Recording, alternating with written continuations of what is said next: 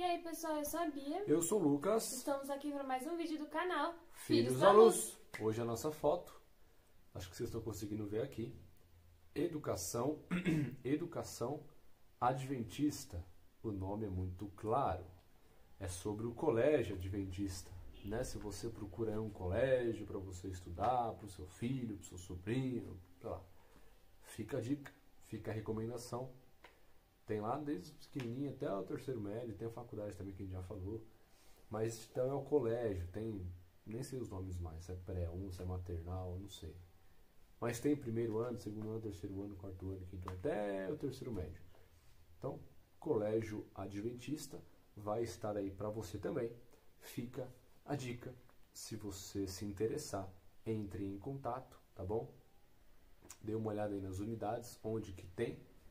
E, enfim, busca se informar, porque você vai gostar, você não vai se arrepender, tá bom? Então fica a dica para vocês. Agora, os livros. Sim. Os livros.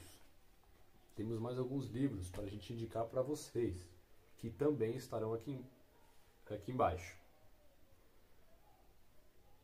O primeiro livro... Só para jovens. Só para jovens. Vamos ver? Não? Acho que tá todo mundo vendo, né? Se não tá aqui embaixo. Só para jovens, que se você é adulto também pode ler, tá? Mas o conteúdo dele é focado nos jovens, tá bom? Também é escrito por Ellen White, tá bom? E o outro livro, Fundamentos do Lar Cristão, também de Ellen White. Ambos você encontra na CPB, Casa Publicadora Brasileira, que também já falamos tanto. E os livros estarão então aqui embaixo, tá bom? Se você se interessar, www.cpb.com.br, tá bom? Então os dois livros estão aqui embaixo, se você quiser conferir. Fica a dica, beleza? Recomendação é isso, né? É. E tem o negócio do áudio, que vocês já sabem também. É isso aí, galera. Tá?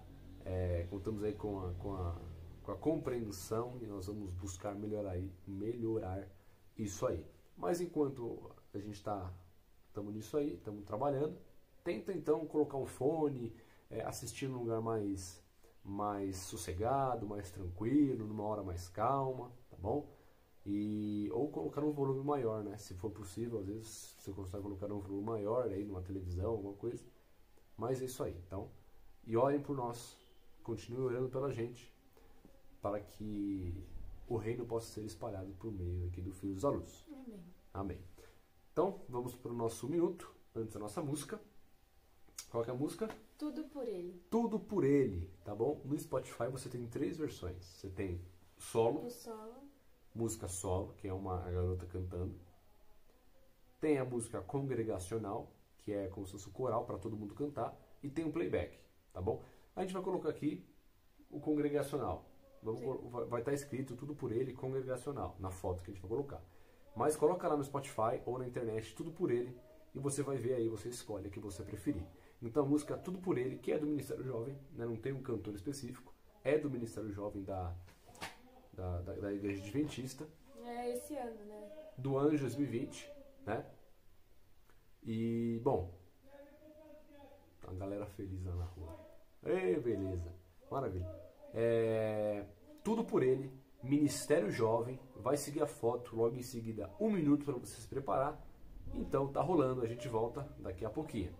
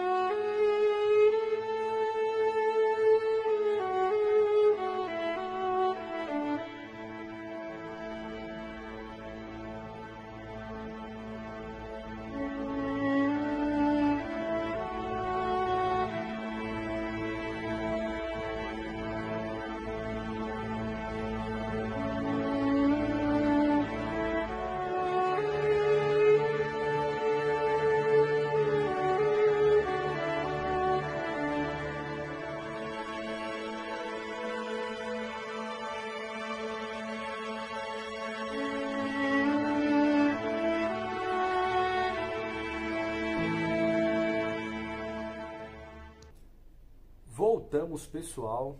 Vamos para a nossa recapitulação da lição de número 10. Já está acabando. Tá acabando, falta só 10, que é essa. Então falta 11, 12, falta 3 lições pra gente recapitular. Mais 3 semanas. Sim. Mas março, né? Até o final de março. É. Tá acabando, Tá tá acabando. acabando. Nossa, talvez você esteja ouvindo uns gritos aí. Tem uma galera muito feliz aí na rua. E pedimos desculpas, tá bom? Mas daqui a pouco vai passando. Mas é assim mesmo, galera. É São Paulo, né? São Paulo. Então, beleza.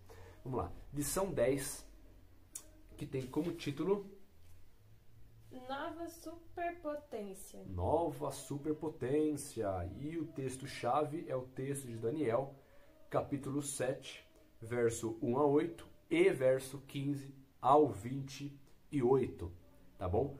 O texto que a gente selecionou, que a gente destaca para vocês, é Daniel 7, verso 18, que fala o seguinte: Mas os santos do Altíssimo receberão o reino e possuirão para todo sempre, de eternidade a eternidade. Amém. Amém. Então, leia esse verso e lembre-se de que ainda que caia ao mundo, reinos subindo, caindo, presidentes, países, guerras, conquistas, lembre-se que tudo isso é passageiro e no final de toda essa história, nós herdaremos o reino eterno, o reino de Deus.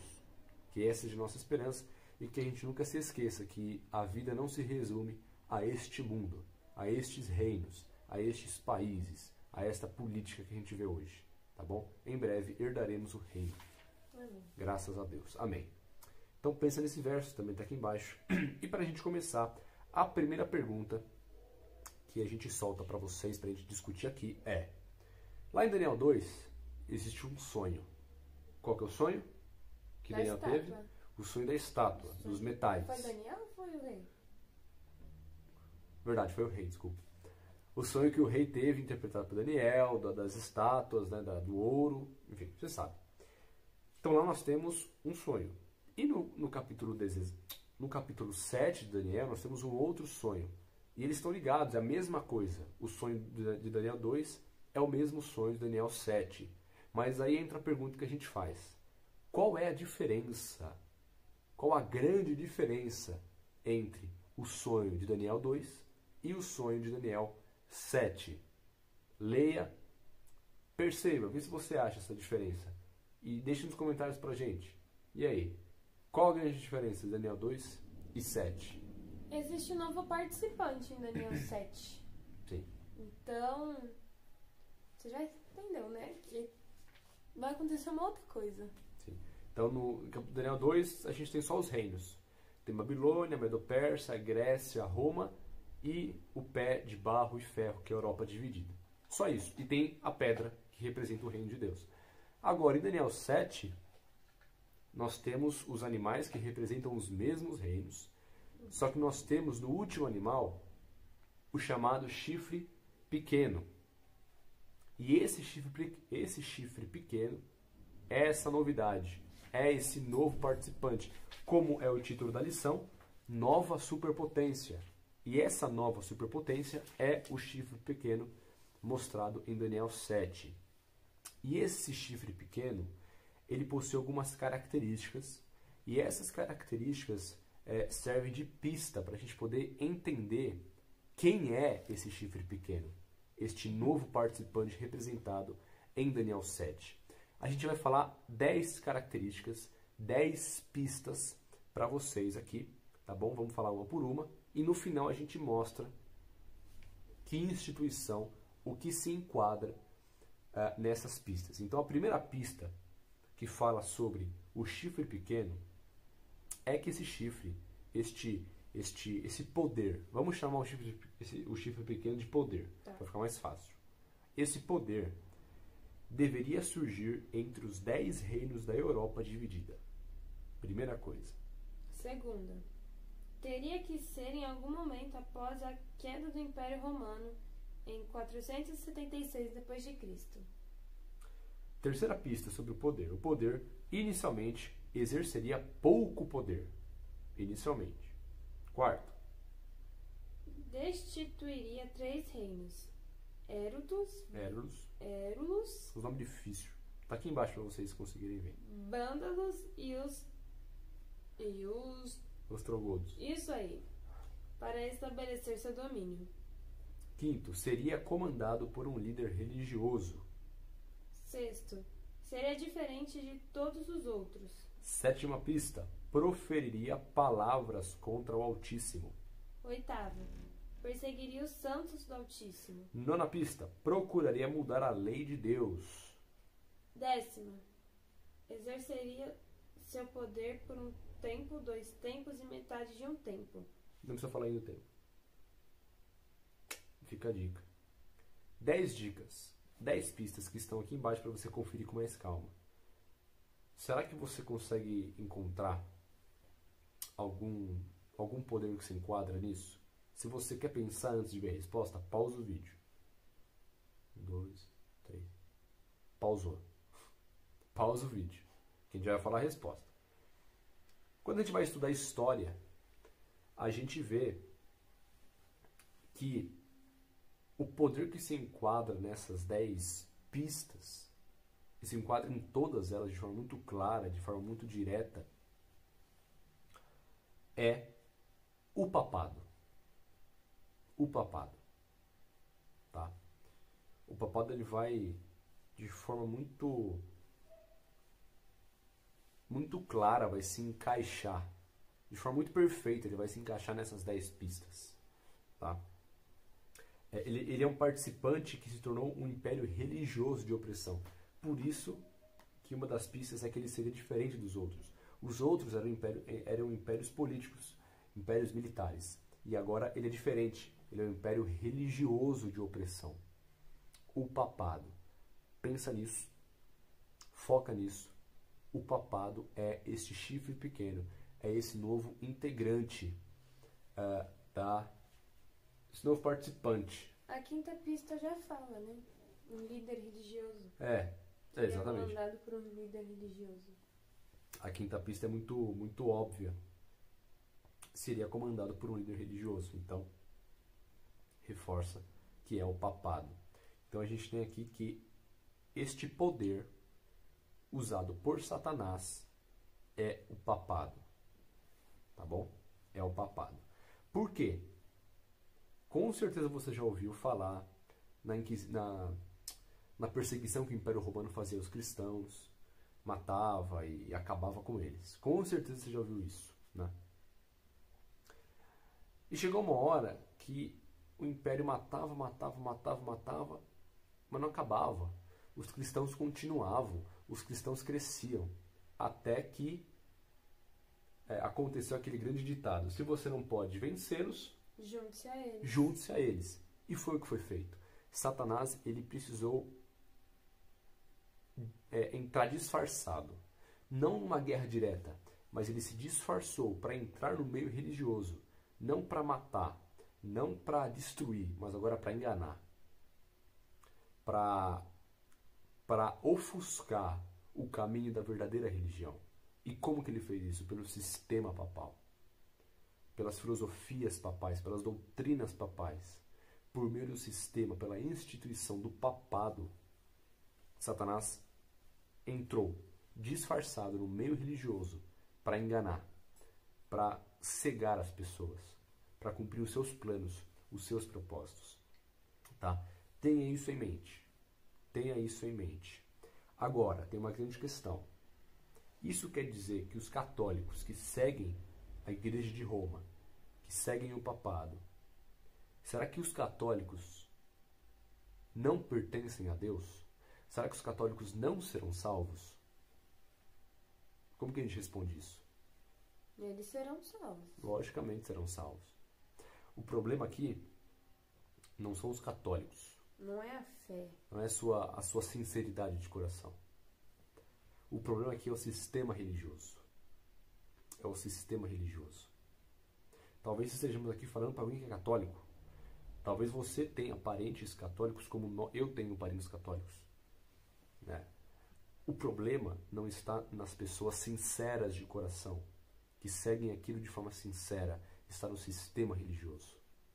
No que é feito e foi feito por trás. O que foi feito às escondidas pelos líderes, pelos comandantes, por esse governador religioso, desde o começo. Então você que é católico, você que conhece algum católico, nenhum católico está excluído do plano de salvação. Seria muito sem sentido. Jesus morreu por todos, menos pelos católicos. Não faz sentido. Então tira essa ideia da cabeça. Tira essa ideia, tá bom? Nada exclui os católicos do plano de salvação, tá bom? O problema aqui é o sistema religioso, o sistema do papado, tá bom? Só pra gente deixar bem claro, né?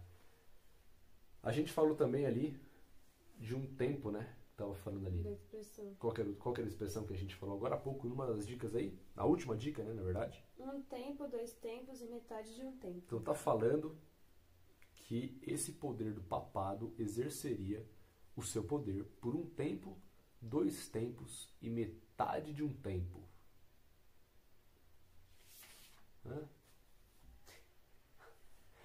Resumindo,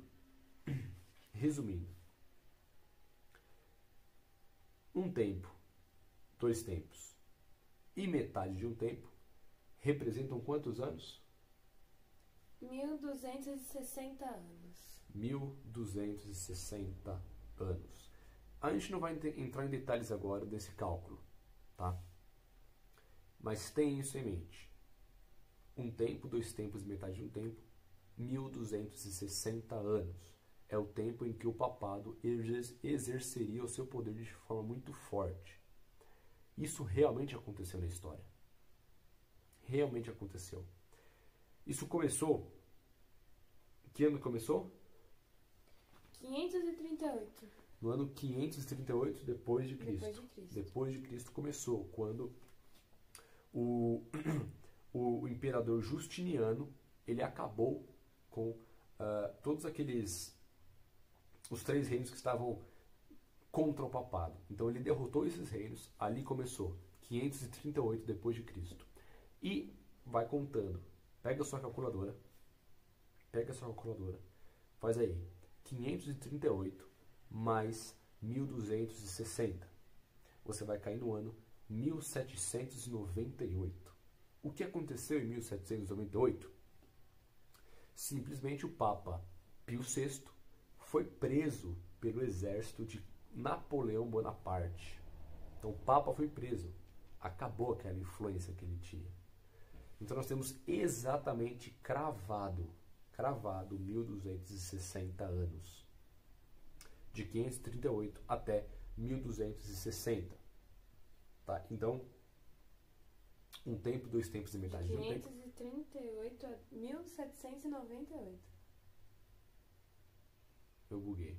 Eu falei... É isso aí. Vocês entenderam, né? De 538 até 1798, 1260 anos. Então a gente vê aí perfeitamente cravado a profecia perfeita, que falamos na última lição, a profecia cravada, perfeita, sem margem de erro, no esquema, é aquilo ali, 1260 anos, certinho. Foi o tempo ali que o papado exerceu o seu poder de forma integral, de forma plena, de forma muito forte. Foi quando aconteceu a Inquisição, as perseguições, tudo isso. Tá? Foi quando mudaram a lei de Deus, quando mudaram o sábado pelo domingo, quando mudaram muitas coisas. Foi neste período de pleno poder, 538 até 1798. Isso é histórico, isso nem é bíblico, é história. Pesquisa lá na internet se você quiser, você vai ver a história comprovando a Bíblia, mostrando que Deus, obviamente, estava correto muito tempo antes de acontecer. Né? Muito bem, então pega isso aí, um tempo, dois tempos e metade de um tempo, 1260 anos, que já explicamos aqui como que funciona um pouquinho. E outra coisa que a gente pode comentar é que nós temos semelhanças, né, entre o chifre pequeno de Daniel 7 e Apocalipse 13. E a besta lá de Apocalipse 13. Já falamos sobre isso também.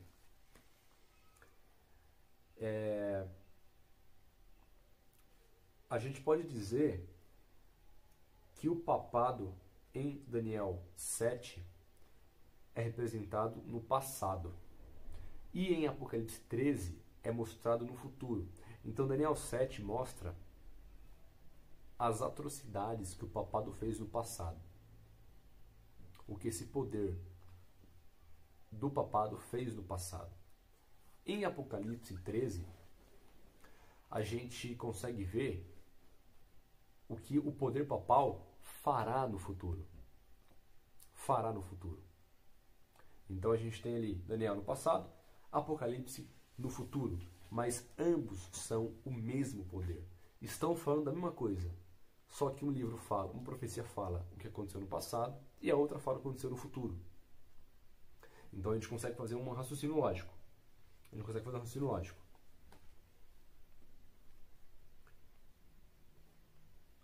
Vamos lá. Se a gente olha para Daniel e vê que realmente acertou, como a gente falou dos 1260 anos, estão corretos. Então você viu a foto aí, né? Para ficar um pouco mais fácil de entender, para a gente fechar esse assunto, 1260 anos cravados. Então a gente olha para trás e a gente vê que se cumpriu de uma forma lógica, um raciocínio lógico. Eu olho para frente, eu posso pressupor que vai se cumprir também. Vai se cumprir. Meu passado foi exato. E lógico, Daniel teve a visão antes de tudo isso acontecer. Né? Daniel teve a Nabucodonosor, lembrando que quem teve a visão da estátua foi Nabucodonosor.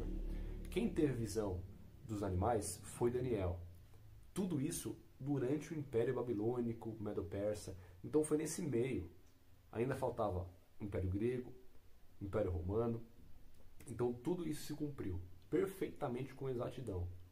Logo, a gente pode concluir, podemos presumir que o futuro também vai mostrar, vai acontecer da forma que foi prevista, predita por Deus. Né? É uma questão de raciocínio lógico. Né? Mas então a gente tem que entender que o quarto animal de Daniel 7 é o mesmo poder tratado lá em outro Daniel 7. Apocalipse 13. Apocalipse 13. Então é o mesmo. Tá bom? Se você quiser analisar, lê os dois, lê Daniel 7, lê Apocalipse 13 e faz uma comparação. A gente consegue aqui, tem duas coisinhas aqui, três coisinhas. Oi? Três coisas que a gente pode falar de forma mais direta que mostram que é o mesmo poder. A primeira coisa é que ambos proferem arrogâncias e blasfêmias. Lá em Apocalipse 13, 5. Tem a segunda. Ambos dominam por 42 meses proféticos, ou 1260 anos literais. Então, é o mesmo tempo que eles dominam, 1260. Tanto o poder de Daniel 7 quanto o poder de Apocalipse 13. Também em Apocalipse 13, 5 você encontra isso. E a última dica aí, né, a última coisa em comum, ambos fazem guerra contra os santos e ambos os perseguem. Então a gente pode ver que é o mesmo poder. Um falando no passado, o outro falando no futuro. Tá bom? Então a gente consegue concluir logo que quando a gente pensar no futuro, a gente tem que ter em mente que assim como esse poder atuou no passado, ele vai atuar no futuro. Haverão enganações, tentativas de enganar o povo de Deus, de tirar o foco do povo de Jesus e colocar nas mentiras, em falsidades. O mesmo objetivo do passado será o mesmo objetivo do futuro. Obscurecer o caminho, tampar o caminho, esconder. É a mesma coisa. Então a gente tem que estar ligado. Temos que estudar a Bíblia, as profecias que estamos fazendo aqui agora, para a gente entender o que está para acontecer. Para a gente entender que haverão enganações, enganadores, falsos mestres, falsos profetas, falsas doutrinas, falsas igrejas. Haverão essas coisas. E se a gente não estiver preparado, o que acontece com a gente? A gente é enganado. A gente é enganado, a gente cai e aí já era. Mas então a gente tem que ter isso em mente. Que quanto mais próxima tiver a volta de Jesus, mais essas coisas estarão em destaque. Mais problemas teremos. Mais enganações teremos. Mais falsidades teremos. Mais teremos este poder do papado trabalhando como trabalhou no passado. Tá bom? No fim de tudo se concentra em uma pergunta, em uma escolha. Eu vou seguir a Jesus Cristo ou eu vou seguir ao sistema instaurado por Satanás para enganar? Tudo gira em torno disso. A decisão é nossa, a decisão é sua. Jesus Cristo ou o anticristo, que é esse sistema instaurado por Satanás? Jesus Cristo ou o anticristo? Tudo gira em torno disso. Todo o grande conflito gira em torno dessa pergunta, dessa questão, dessa escolha. Jesus Cristo ou o anticristo? Escolha Jesus Cristo. Sabe? Talvez você tenha vivido por muitos e muitos tempos no engano, com doutrinas que não são bíblicas. Deus não te condena. Deus está bravo com você e ninguém está bravo com você. Ninguém se sente melhor que você. Nós não somos melhores que você de forma alguma. Mas veja na Bíblia. Você quer entender mais sobre esse assunto? Coloca no YouTube aí a Arena do Futuro, Pastor Luiz Gonçalves. Você vai encontrar muita coisa sobre ele.